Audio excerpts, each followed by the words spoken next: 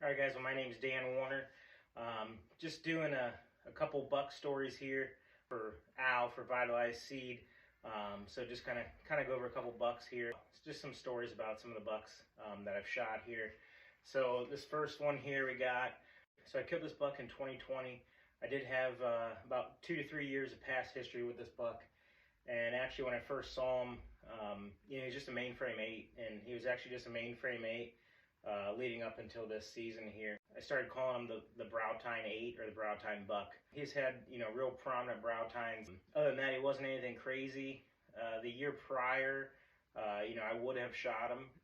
He's just a real solid 8 with big brows. But going into that May is when I first got a first glimpse at him on some cameras that I had out for turkey season.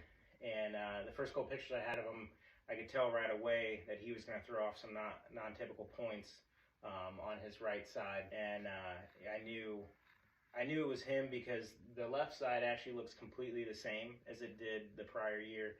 And I could tell just how crazy his brow tine was going to grow on his right side. His right side, I think it got crazy because he must have had some damage early on in growing, maybe to his pedicle that year in velvet.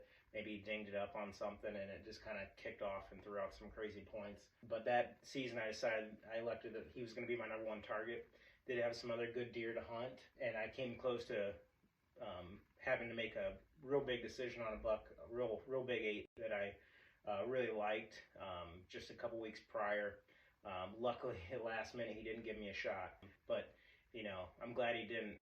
The type of area that this buck lived in, I have some private property in southeast Ohio that I hunt. It's surrounded by public land, and this buck was actually living in between some private land and a big piece of public. He frequented this public often. There's a big valley that he liked to use, and at the bottom of the valley, I actually had in the bottom. I actually had a nice food plot.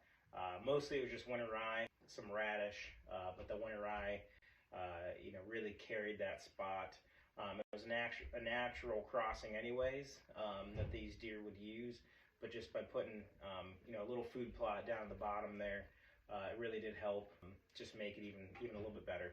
And it also helped keep the deer, once they would come down to cross the valley to go to another ridge system, it kind of slowed them down, and they ate there for a little bit, so it actually helped allow me to get a shot at deer a little better.